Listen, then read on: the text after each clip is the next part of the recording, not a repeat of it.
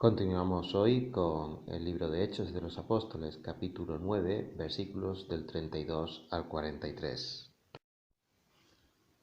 Aconteció que Pedro, visitando a todos, vino también a los santos que habitaban en Lida, y halló allí a uno que se llamaba Eneas, que hacía 8 años que estaba en cama, pues era paralítico. Y le dijo Pedro: Eneas, Jesucristo te sana. Levántate y haz tu cama. Y enseguida se levantó. Y le vieron todos los que habitaban en Lida y en Sarón, los cuales se convirtieron al Señor. Había entonces en Jope una discípula llamada Tabita, que traducido quiere decir Dorcas. Esta abundaba en buenas obras y en limosnas que hacía, y aconteció que en aquellos días se enfermó y murió. Después de lavada la pusieron en una sala, y como Lida estaba cerca de Jope, los discípulos, oyendo que Pedro estaba allí, le enviaron 2 hombres a rogarle: no tardes en venir a nosotros. Levantándose entonces Pedro, fue con ellos, y cuando llegó, le llevaron a la sala donde le rodearon todas las viudas, llorando y mostrando las túnicas y los vestidos que Dorca hacía cuando estaba con ellas. Entonces, sacando a todos, Pedro se puso de rodillas y oró, y volviéndose al cuerpo dijo: Tabita, levántate. Y ella abrió los ojos, y al ver a Pedro se incorporó, y él, dándole la mano, la levantó. Entonces, llamando a los santos y a las viudas, la presentó viva.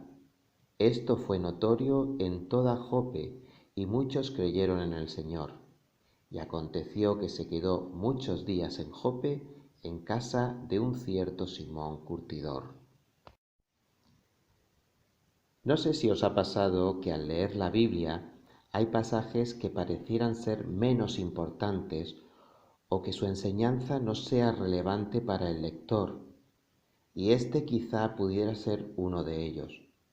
Se podría pensar que estos 12 versículos, al estar a continuación y a la sombra del relato de la conversión de Saulo, no son más que una transición hacia el capítulo 10. Pero volvamos al principio bíblico de que si está en la Biblia es importante. Así que tengo que confesar que para estudiar este texto he tenido que leerlo muchas veces y al menos en 2 versiones diferentes, la Reina Valera del 60 y la Biblia de las Américas, así para poder sacar tan solo un poquito de lo que Dios nos quiso enseñar en él. Aconteció que Pedro, dice el versículo 32, visitando a todos, vino también a los santos que habitaban en Lida. Esto me recuerda a Efesios 5:16, que nos dice: aprovechando bien el tiempo, porque los días son malos. Poco se sabe por el libro de Hechos de la actividad de los 12 apóstoles, pero al mismo tiempo está muy claro a lo que se dedicaron, como ya hemos visto durante nuestros estudios en este libro. Por ejemplo, todos estos, refiriéndose a los apóstoles, estaban unánimes, entregados de continuo a la oración, Hechos 1:14, y se dedicaban de continuo a las enseñanzas de los apóstoles, Hechos 2:42. Encontramos testificando del Cristo resucitado a Pedro y a Juan en el templo en el capítulo 3, versículos del 1 al 10, y el capítulo 4, versículos del 1 al 12. Con gran poder los apóstoles daban testimonio de la resurrección del Señor Jesús, Hechos 4:33. Por mano de los apóstoles se realizaban muchas señales y prodigios entre el pueblo, Hechos 5:12. Y echaron mano a los apóstoles y los pusieron en una cárcel pública, pero un ángel del Señor durante la noche abrió las puertas de la cárcel y sacándolos dijo: Id y puestos de pie en el templo, hablad al pueblo todo el mensaje de esta vida. Habiendo oído esto, entraron al amanecer en el templo y enseñaban. Y todos los días en el templo y de casa en casa no cesaban de enseñar y predicar a Jesús como el Cristo. Hechos capítulo 5 del 19 al 21 y versículo 42. Y nosotros nos entregaremos a la oración y al ministerio de la palabra. Hechos 6:4. Finalmente, tras el martirio de Esteban, nuevamente vemos a Pedro y a Juan visitando a los santos de Samaria para confirmar la obra que presumiblemente iniciara Felipe el Evangelista. Cuando los apóstoles que estaban en Jerusalén oyeron que Samaria había recibido la palabra de Dios, les enviaron a Pedro y a Juan. Y ellos, después de haber testificado solemnemente y hablando la palabra del Señor, iniciaron el regreso a Jerusalén anunciando el Evangelio en muchas aldeas de los samaritanos. Hechos 8:14 y 25. Y es que tras la conversión de Saulo, y como vimos en el versículo 31 de este capítulo, va a volver un breve período de paz y libertad para la predicación del Evangelio. Estaríamos entre los años 37 y 39 después de Cristo.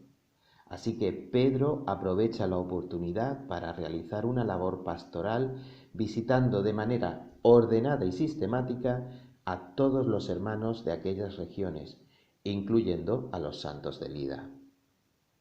¿Cuánto debemos aprender de la palabra de Dios los responsables de este pequeño rebaño? Ya que hemos sido llamados a pastorear la grey del Señor de la misma manera que Pablo enseñó a Timoteo: te encarezco delante de Dios y del Señor Jesucristo, que juzgará a los vivos y a los muertos en su manifestación y en su reino, que prediques la palabra, que instes a tiempo y fuera de tiempo, redarguye, reprende, exhorta con toda paciencia y doctrina. Segunda de Timoteo 4 del 1 al 2. Orad para que seamos sabios, obedientes en esta responsabilidad, hermanos, a la que Dios ha llamado a vuestros pastores, y que lo hagamos con toda humildad. Vayamos ahora a ver un poco de geografía. La ciudad de Lida, Lod en hebreo y Lida en griego, se encuentra situada junto al Aeropuerto Internacional de Ben Gurión, a unos 43 kilómetros al oeste de Jerusalén. Fue edificada por Semed de Benjamín, como vemos en Primera de Crónicas 8:12, y prosperó al estar en el camino entre Jerusalén y su puerto de mar, Jope. El versículo 35 cita la región de Sarón, que es la llanura costera que se extiende en paralelo al mar Mediterráneo entre Jope y el monte Carmelo, lo que sería actualmente la ciudad de Haifa. Era una región rica por la abundancia de pastos y de ganadería, como leemos también en Isaías 65:10, y será Sarón para habitación de ovejas, y el valle de Acor para majada de vacas, para mi pueblo que me buscó. Así que vamos ahora a considerar la curación de Eneas, versículos 33 al 34. De Eneas no sabemos nada más, sino que era paralítico desde hacía 8 años. Lucas, de manera breve y sintética, relata este milagro que certifica que Pedro habla la verdad.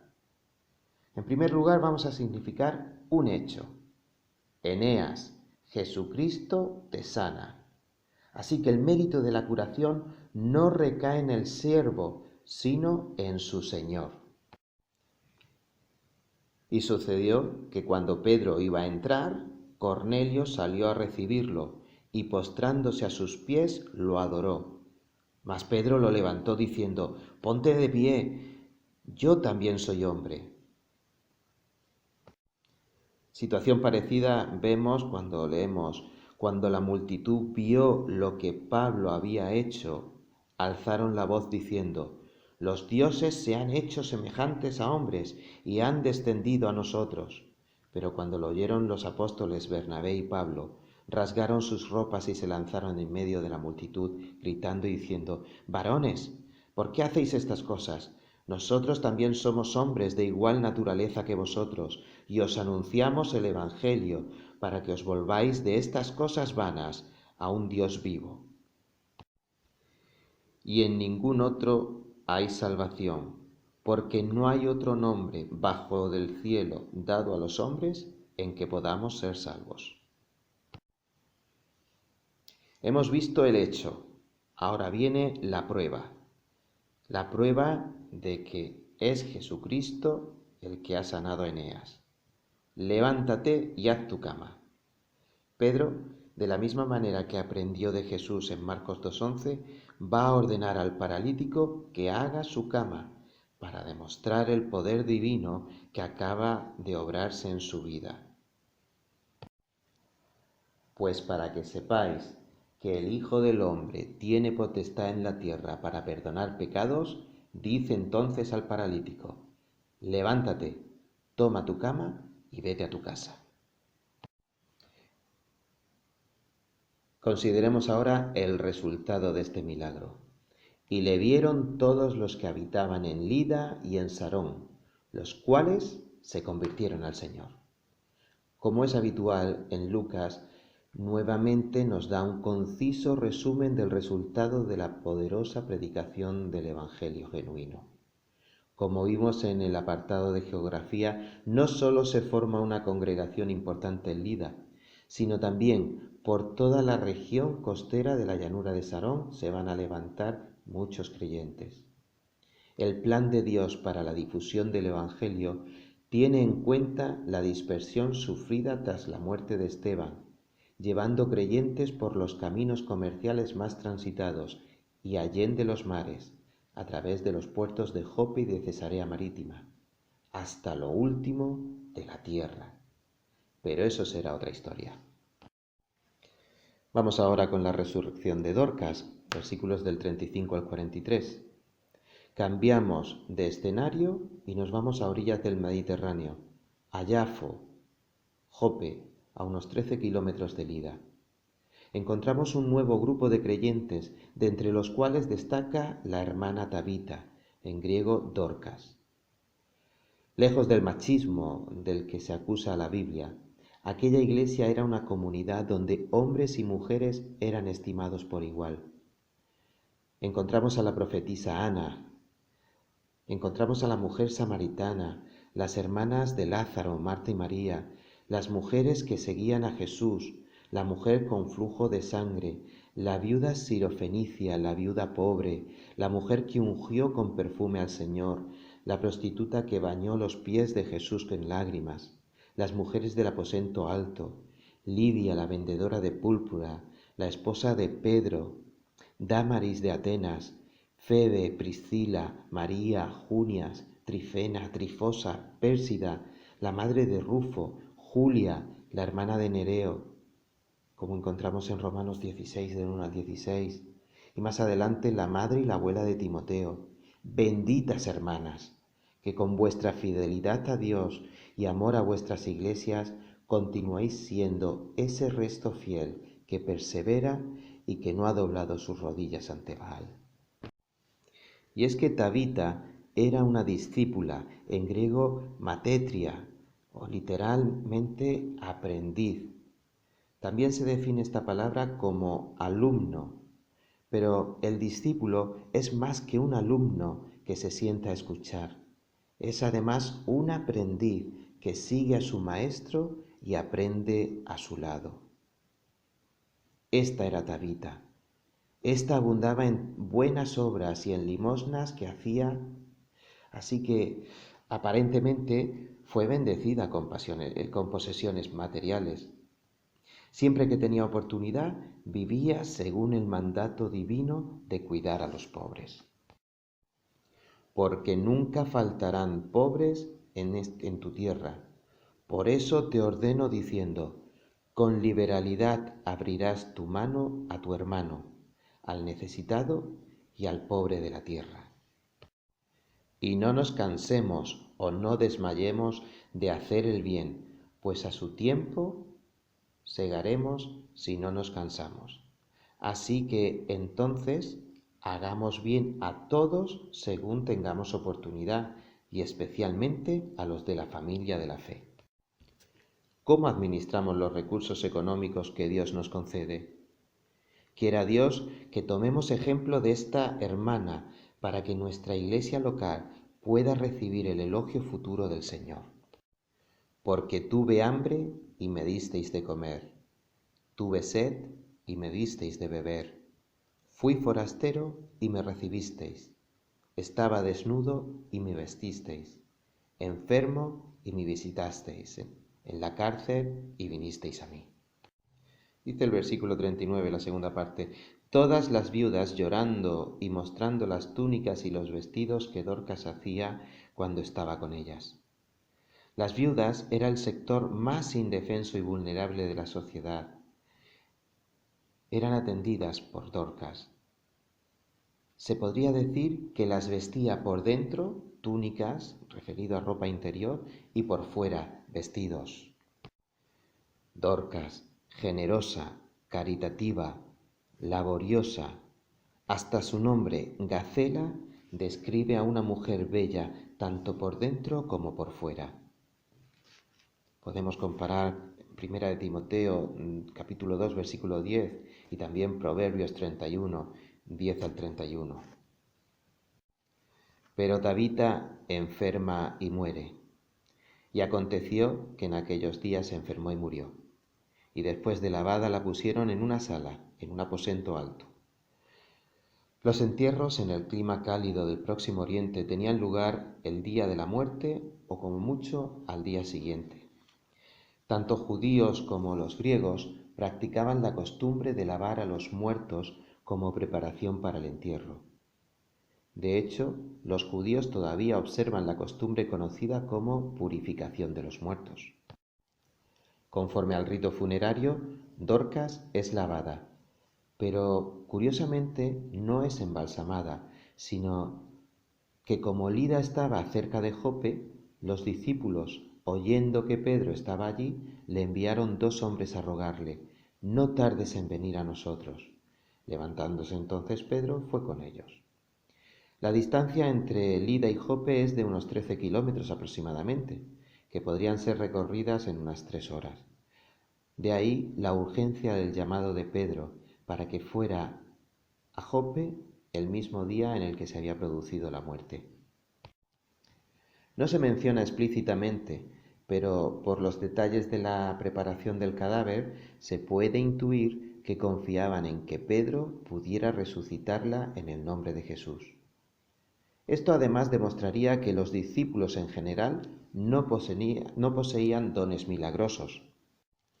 Y es que la obra de Dios no es un espectáculo o un entretenimiento para las masas. Cuidado con las manifestaciones milagreras mal llamadas evangélicas. Y que curiosamente están tan calladas en estos difíciles tiempos de pandemia mundial. Entonces, sacando a todos, Pedro se puso de rodillas y oró, y volviéndose al cuerpo dijo, Tabita, levántate. Nuevamente encontramos un paralelismo entre los milagros efectuados por el Señor durante su ministerio, como en Lucas 8:54, y los que Pedro está realizando en el pasaje que estamos estudiando, así como una similitud con la resurrección del hijo de la viuda hecha por Eliseo en 2 de Reyes, capítulo 4, versículo 33. El milagro de la hija de Jairo y el de Tabita tienen en común que Pedro imita a su maestro. De hecho, ambas frases, Tabita, levántate o Talita cume, en el original tan solo se diferencian en una letra. Pero al mismo tiempo, estos 2 milagros se diferencian en que Pedro se arrodilla como es propio del siervo humilde, pero no así el Señor, de quien nunca se escribió que se arrodillase para obrar un milagro. Por la palabra de Jehová fueron hechos los cielos, y todo el ejército de ellos por el aliento de su boca, porque Él dijo y fue hecho, Él mandó y existió. Hermanos, aprendamos a imitar a Jesús y a sus siervos fieles en todo lo que hagamos y en todas nuestras oraciones. Sed imitadores de mí, así como yo de Cristo, Primera de Corintios 11:1. Pedro se quedó a solas con la difunta. Era tiempo de orar. Hermanos, también hoy es tiempo de buscar nuestro tiempo a solas con Dios, para que Él obre en cada uno de nosotros un gran cambio espiritual a través del poder de su palabra. No vendrá por ningún otro medio, os lo aseguro. La noche está muy avanzada y el día está cerca. Por tanto, desechemos las obras de las tinieblas y vistámonos con las armas de la luz, dice Romanos 13:12. Y ella abrió los ojos y al ver a Pedro se incorporó. Y él, dándole la mano, la levantó entonces. Llamando a los santos y a las viudas, la presentó viva. Esto fue notorio en toda Jope y muchos creyeron en el Señor. Debemos notar, en primer lugar, que Pedro no toca a Dorcas hasta que ésta ha resucitado. A pesar de su fe en Cristo, sigue muy vinculado a la cultura y tradición de Israel respecto a la contaminación ceremonial por entrar en contacto con un cadáver. Notemos que del peso de la ley no le fue fácil librarse ni a Pedro o Bernabé, si leemos en Gálatas 2, 11 al 14, cuando son reprochados por el apóstol Pablo acerca de los judaizantes. Pero es que tampoco es fácil desprendernos de ese peso de la ley, ni para nosotros mismos. Dios nos libre de estas ataduras y lleguemos a ser verdaderamente libres. La decisión de Pedro de vivir con Simón el curtidor refleja además su disposición a separarse del legalismo judío y participar en el trabajo misionero entre los gentiles. En resumen, Dios ha comenzado en Pedro su proceso de cambio y su resistencia con Simón el curtidor lo prepara para su llamado a proclamar el Evangelio en la casa de Cornelio, el centurión romano. En segundo lugar, ¿qué sentimientos produjeron estos milagros? Con la resurrección de la hija de Jairo quedaron completamente atónitos. Marcos 5:42. Con el hijo de la viuda de Naín, el temor se apoderó de todos y glorificaban a Dios. Lucas 7:16. Y en este versículo 42, esto fue notorio en toda Jope y muchos creyeron en el Señor. El objetivo de nuestro ministerio, amados, nunca debe ser otro que la gloria de Dios y la salvación de las almas. Concluimos, hermanos, con el versículo 43. Y aconteció que se quedó muchos días, literalmente suficientes días, en Jope, en casa de un cierto Simón curtidor. Este breve pasaje aparentemente no despierta demasiado interés al estar a la sombra de lo estudiado con la conversión de Pablo, pero seguramente Eneas, Dorcas y Pedro opinarían diferente a nosotros. Si está en la Biblia, no lo dudes, hermano, es muy importante. Los capítulo 9, versículos del 32 al 43, nos relatan dos milagros, como los anteriores, que guiaron a muchos a creer en el Señor. Además, este pasaje muestra la excelente preparación que Pedro recibió por parte de Dios para su siguiente experiencia con Cornelio. Notemos en primer lugar dos milagros sobresalientes que confirmaron el ministerio de Pedro. Dios estaba con él de una forma muy especial. En segundo lugar, Pedro estuvo ministrando en una región en la que, en parte, había una población gentil. Y en tercer lugar, vivir en la casa de Simón el curtidor fue significativo, porque éste era considerado ceremonialmente inmundo, ya que estaba constantemente en contacto con pieles de animales muertos. Así que, hermanos, Dios desea prepararnos para su servicio. Hermano, sé un discípulo como Tabita y levántate ya y haz tu cama. Que solo a Dios sea la gloria. Amén.